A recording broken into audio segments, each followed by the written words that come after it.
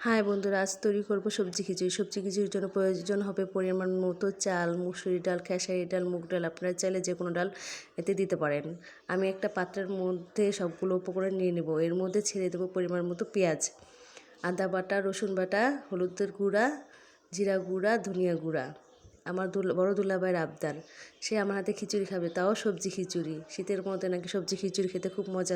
সবগুলো উপকরণ দেওয়া শেষ হলে তারপর সবগুলো একসাথে মিশিয়ে মাখা করে সবগুলো একসাথে মিলিয়ে নিতে হবে। মিলিয়ে নেওয়া শেষ হলে এতে আমি যোগ করব সবজিগুলো হলো গাজর, পেঁপে, সিম, পাতাকপিগুলো আমার ফ্রিজে আগে থাকতেই সিদ্ধ করা ছিল।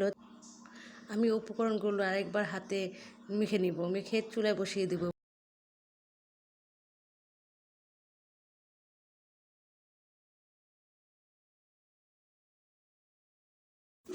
এতে আমি দিয়ে দেব পরিমাণ মতো পানি, একটু নাড়াচাড়া দিয়ে দেব। নাড়াচাড়া দেওয়া শেষ হলে আমি এটাকে ঢেকে দেব।